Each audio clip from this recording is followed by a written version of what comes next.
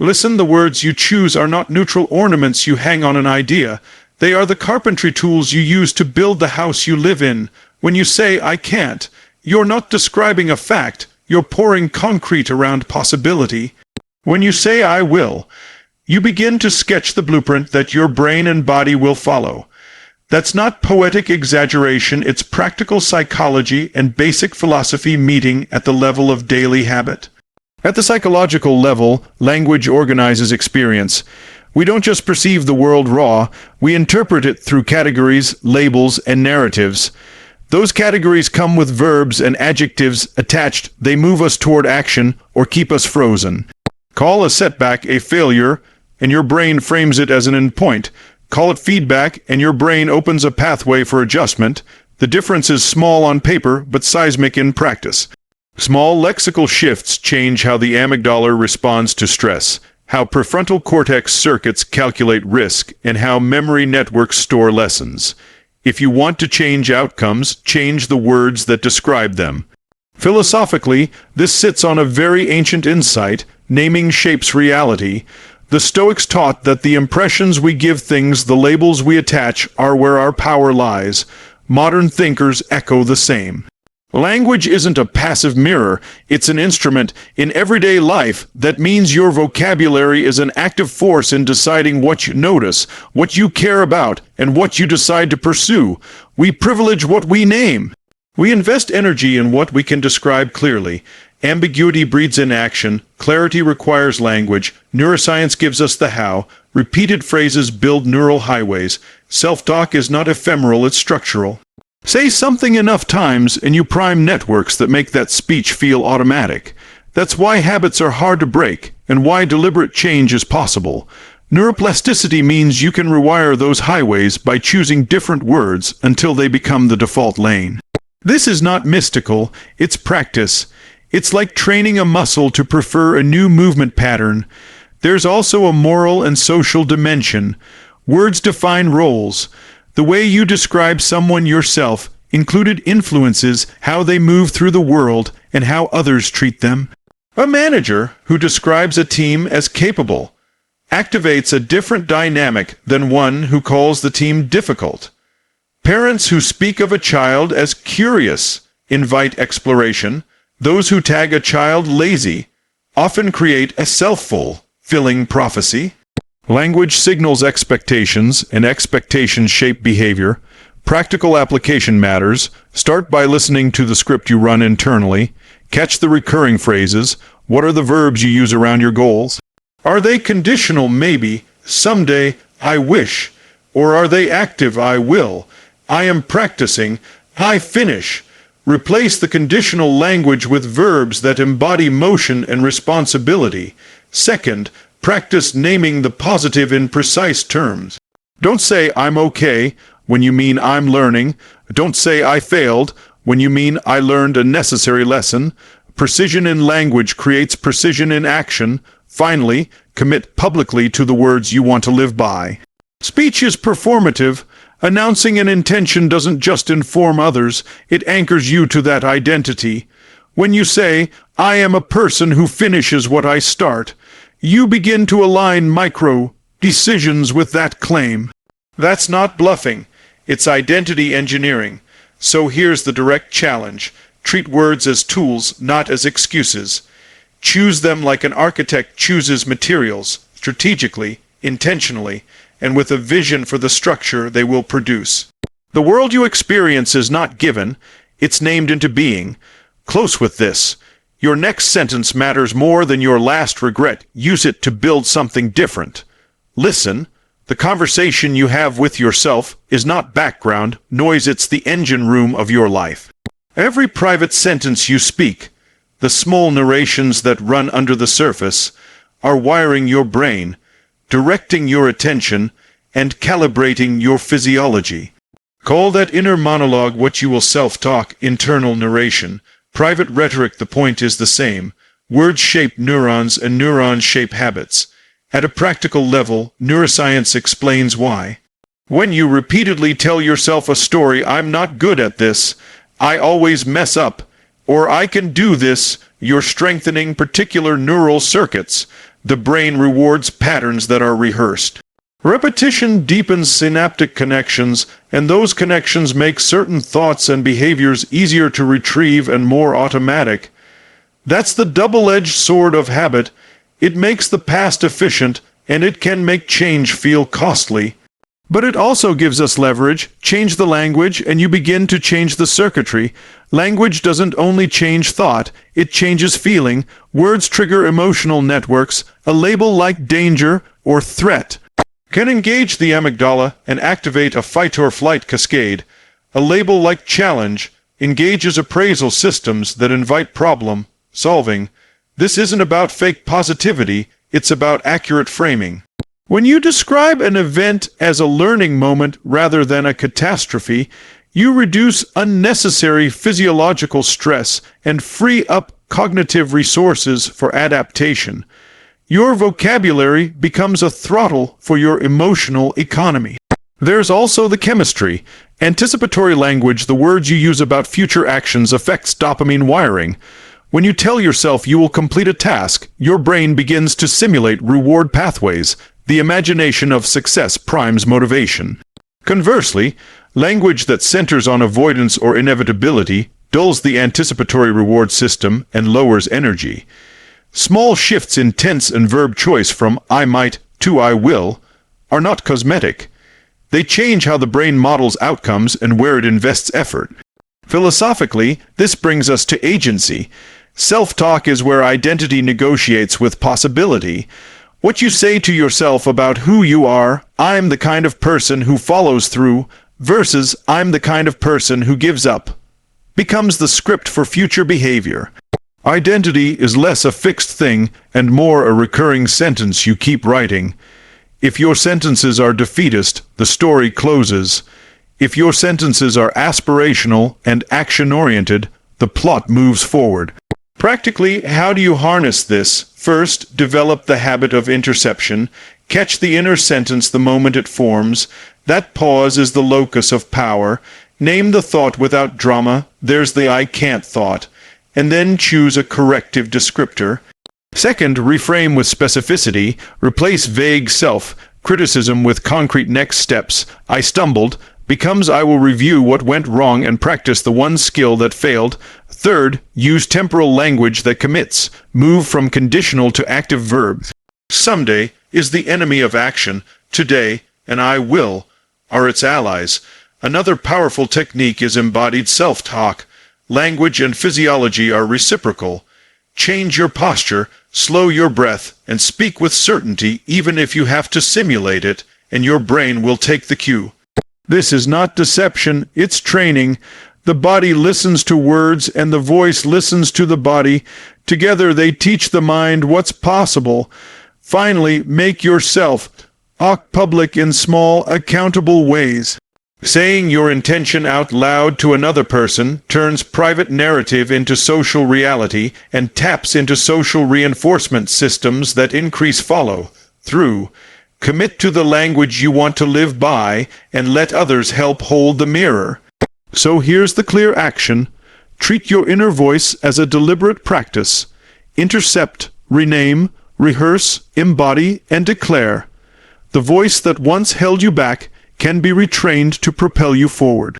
Close with this, change the script you speak to yourself and you change the life that listens. Most of us move through language on autopilot. We lean on the same metaphors, the same grievance scripts, the same tired explanations for why we are the way we are. Those scripts are comfortable because they're cheap, they conserve energy. But comfort is not necessarily competence.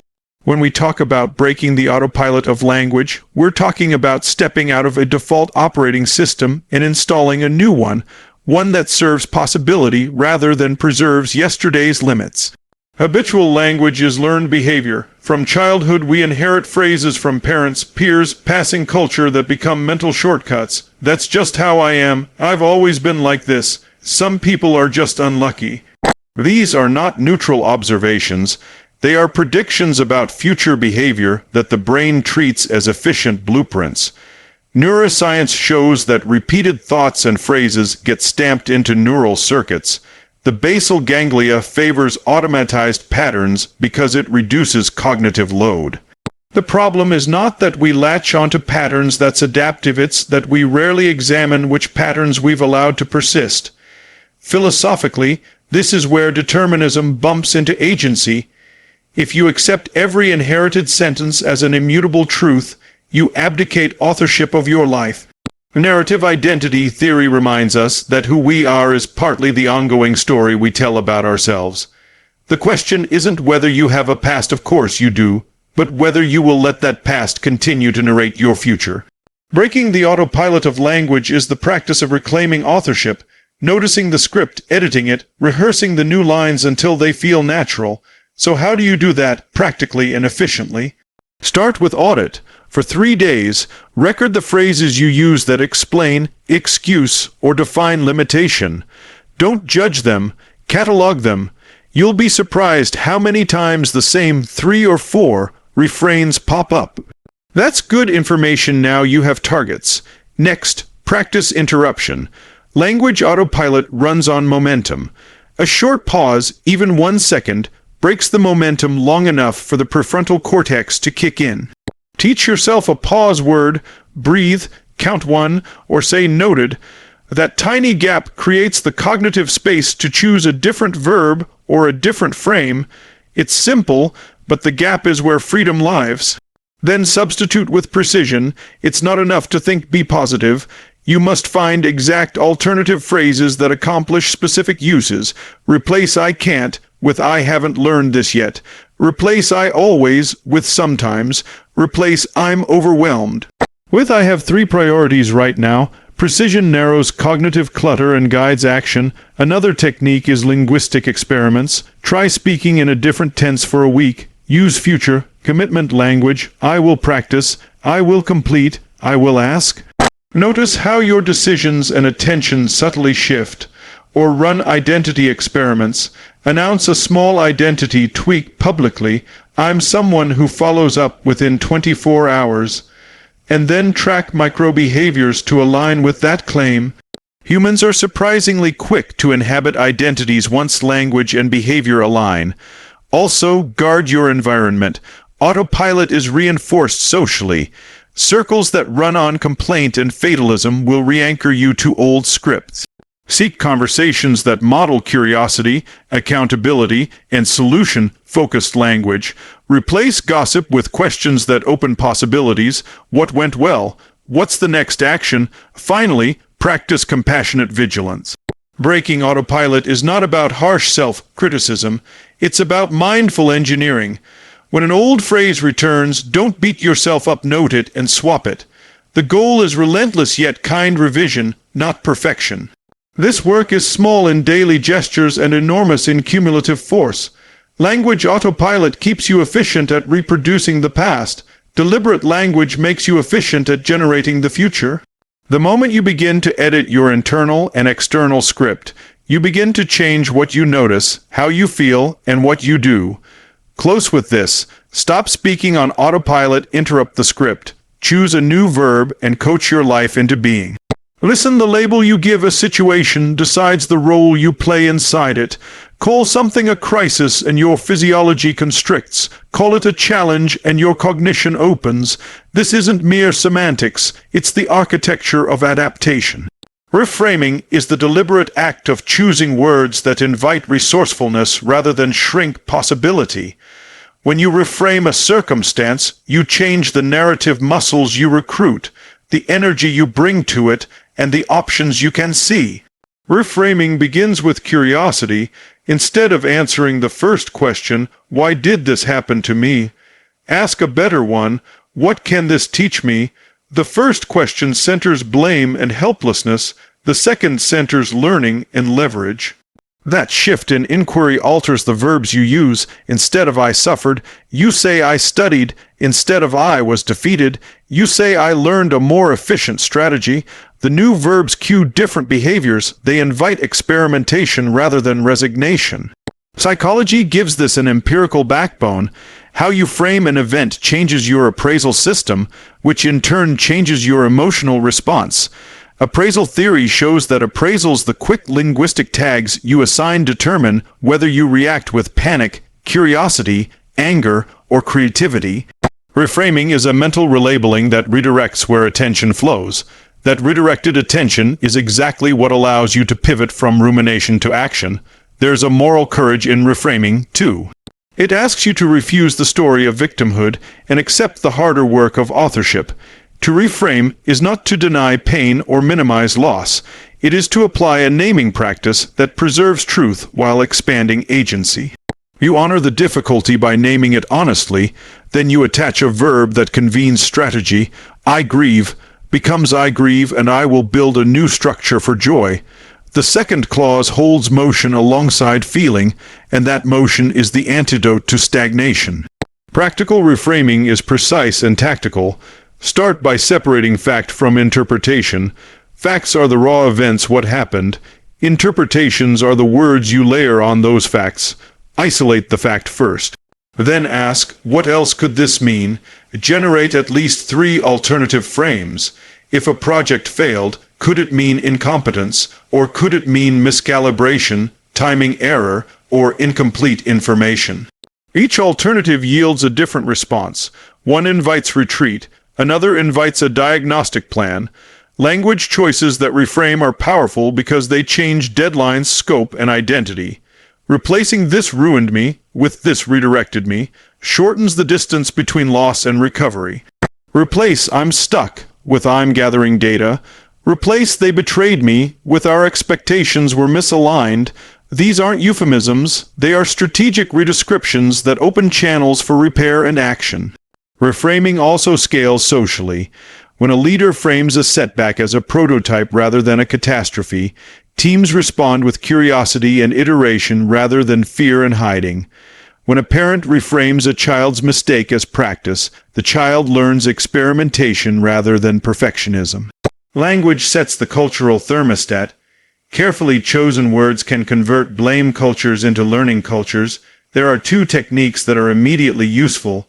First, the double clause. State the honest negative, then immediately append an action-oriented reframe. I missed the deadline, and I will redesign the workflow to prevent recurrence. The negative is acknowledged. The reframe creates motion. Second, the distance naming trick. Step back and describe the event as if it happened to someone else. A clinical appraisal reduces emotional heat and increases problem-solving clarity. Both techniques buy cognitive space to choose productive verbs. Finally, practice ethical reframing. Don't manipulate truth to manufacture optimism. Reframing is not spin, it's translation. It's saying, here is what happened, here is what it teaches, here is what I will do. The integrity of the first clause preserves credibility. The ambition of the second clause creates progress. If you want to be someone who consistently finds solutions, start by editing the verbs you use when things go wrong. The word you pick is either a shackle or a lever. Choose levers. Close with this. The way you name a setback decides whether it buries you or becomes your blueprint. Reframe to build. Listen, your words live in 2 places at once. Inside you, shaping your thoughts, and outside you, shaping the world around you.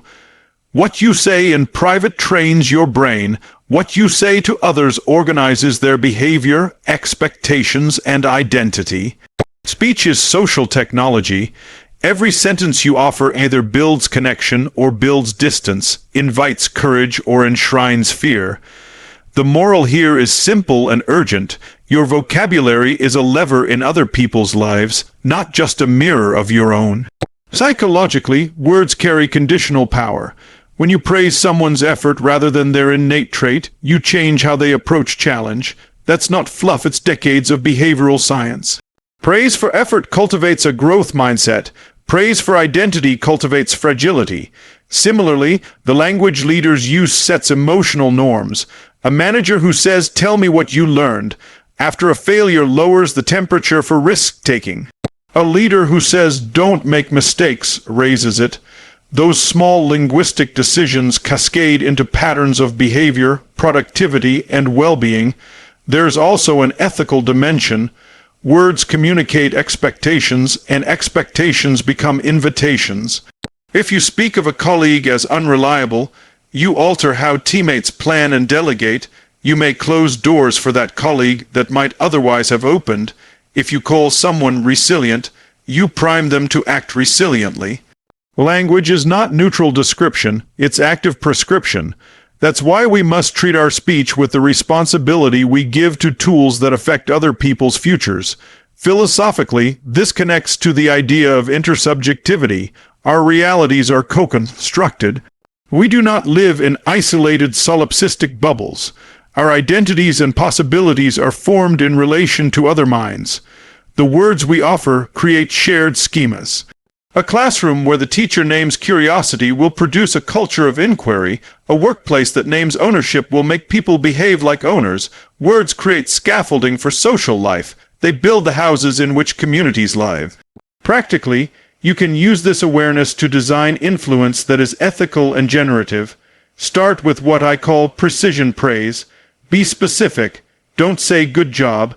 Say, I noticed you stayed after to solve that client issue, and you found a solution that reduced costs by 12%.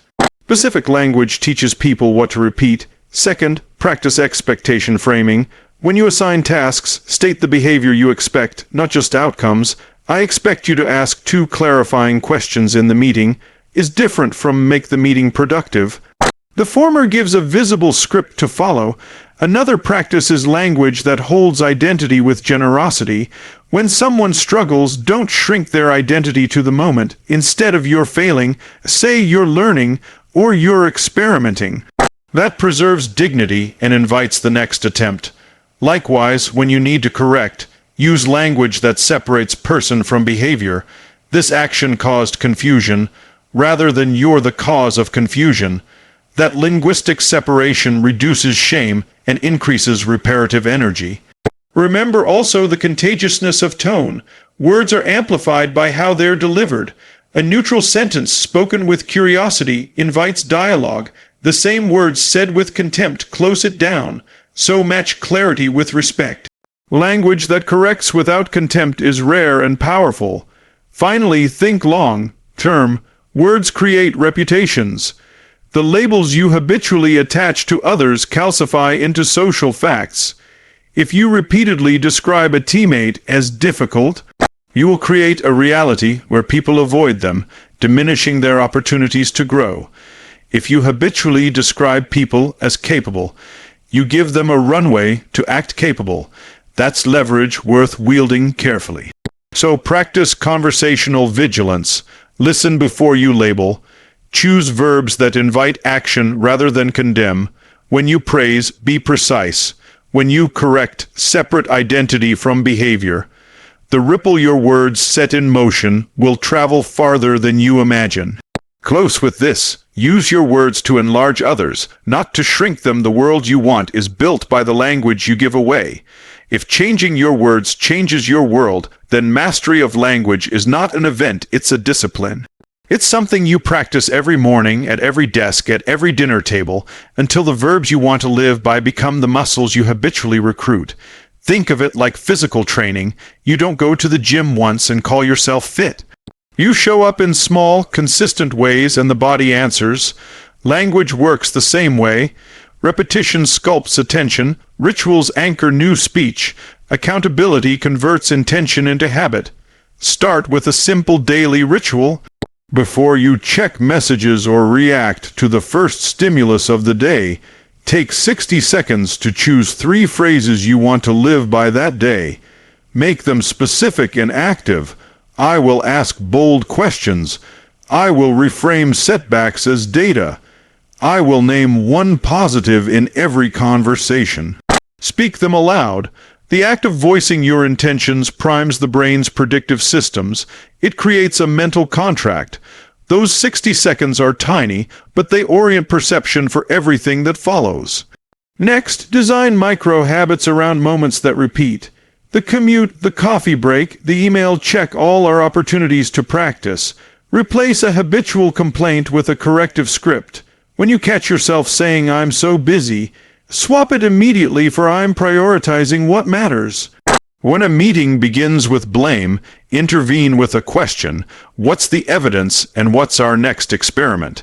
The idea is to move from reactive to procedural language, so your new speech patterns run on autopilot. Make the environment your ally. Language is contagious. Words in your feed, in your office, in your inner circle shape the vocabulary you default to. Curate what you consume. Follow writers, podcasts, and leaders who model precise, action-oriented language. In meetings, circulate a one-page lexicon of preferred phrases, a small cultural artifact that normalizes new verbs. Small environmental nudges reduce friction and make the desired language the path of least resistance. Accountability amplifies everything. Pair up with someone and exchange a daily report not of feelings, but of language choices. What phrase did you catch and replace today? What reframe did you try? Social commitment converts private practice into public responsibility and accelerates adoption. If you're a leader, model it. Announce one language change you're practicing and invite feedback. People follow what they can see. Use metrics, but measured well. Track the frequency of target phrases for a week, a simple tally. It's not about policing yourself, it's about data. The numbers reveal what's automatic and what's still effortful. When you see that you swapped "I can't" for "I'm learning" 6 times this week, that's progress worth reinforcing. When you notice the same old script persists, you have a clear sight for intervention. Practice rituals of repair. Language mastery is iterative. You will revert. When you do, don't moralize the slip. Treat it as an observation. Have a corrective line ready. Noted, I'll try a different frame.